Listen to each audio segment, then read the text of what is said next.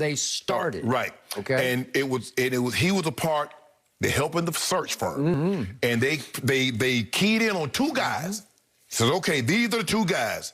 And then Cal McNair usurped everything and is like, nah, we're going to go in a different direction. He said, well, then I'm out.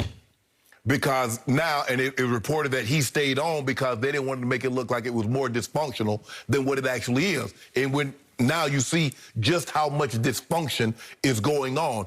Another reason why Deshaun doesn't want to be there. You see the dysfunctionality that's actually going on at the top. How can you win long-term, short-term, or anything when you have this kind of chaos going on within an organization?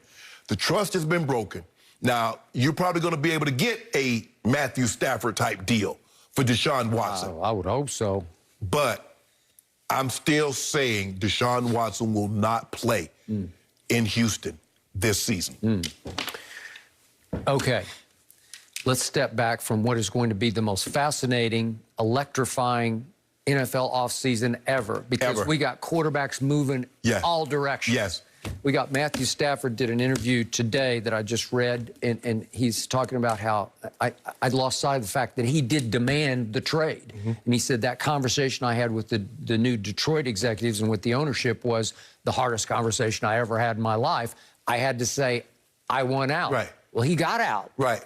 And remember, Skip, when they said it was mutual. And I say normally that's the professional way of saying somebody wants out. Okay. We say we've agreed to mutually part ways. Okay, so Jared Goff has moved, and it looks like Carson Wentz is on the precipice of moving any hour now. Right. And everywhere we look, Dak Prescott, is he going or staying? We're not sure. And Russell Wilson put a little thing out there. He did. Aaron so Rodgers. all of a sudden, it's open season. Everybody is saying, you know what, maybe. And it all emanates from that guy down in Tampa Bay because they saw him say, okay, I'll go choose them and watch what I pull off Super Bowl.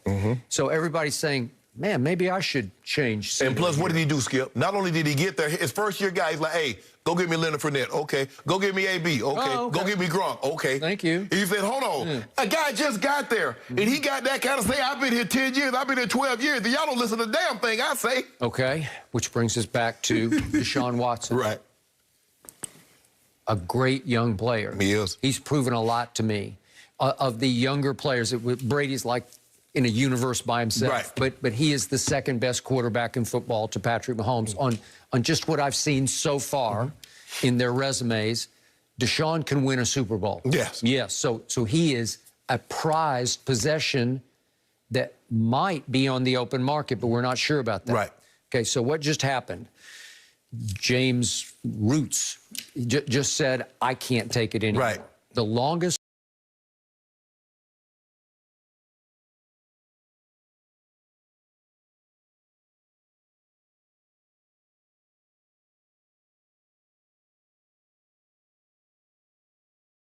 term employee. And remember, there was the woman who ran their communications division who was looked at as the best PR executive in pro football.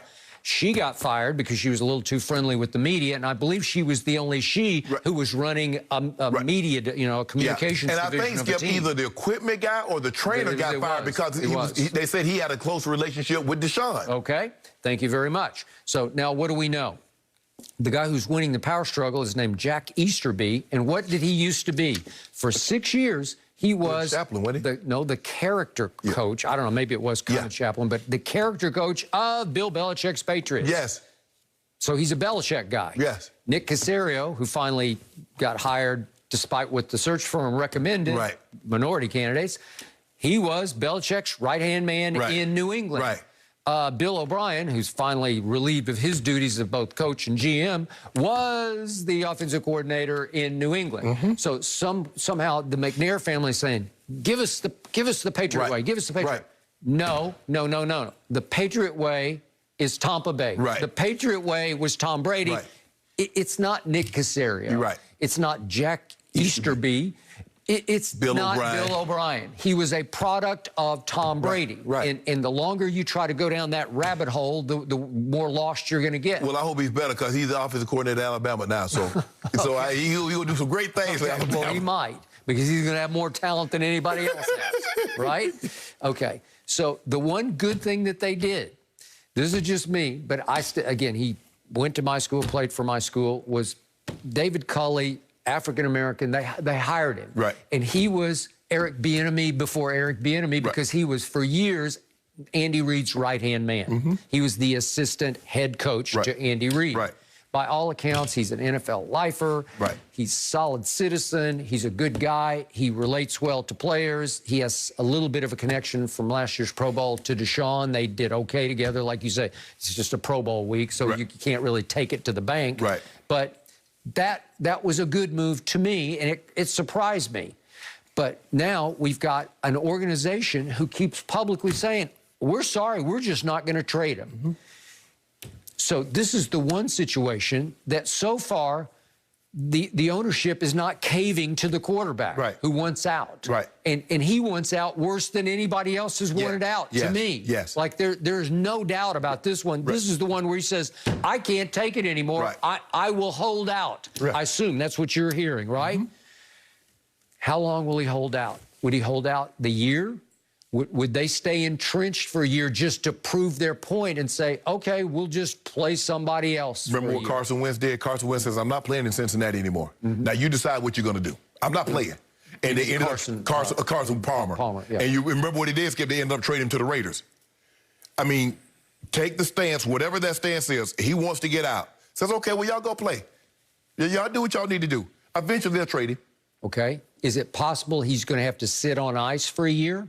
Just out of spite? Might have just to. Because the blood's getting so bad between those parties? Because, you know, I'm sure Calvin there has some of his dad. He's not going to let the prisoners run the... That was the classic... how was it? The prisoners run the... I can't have the inmates running the prison. They're running the prison. There you go. It's the inmates running the asylum. Yeah, okay. There you go. Well, that was the classic. It was uttered inside closed doors to the other owners, but it got out. And it got out, and that's one reason why Dwayne Brown is in Seattle blocking for Russell Wilson instead of because he took offense to it. He said no. Okay. So to me, it's going to be very interesting if this is the classic cut your nose off to spite your face. The McNair family would have history just to say, okay, we're just going to make you sit for a year, right? Yeah, but I got $156 million of your dollars. I'll sit it. Well, he does. I got it. And they have him. They could control his rights. How many? Let's see. They gave him 4 years. They gave him 4 more, but by tag you could go 6 years, right? Well, Skip, they gave him, so they got the 5th year option, and they got 4 more years. And then you got 2 years of tag. So theoretically, they could hold on to him until he's 33. Okay. I'm not going to be surprised if this turns into the saddest story in pro football where they just ice him for a year. They just say, okay, go home, sit, watch. We'll pay you, but we will not play you. Okay?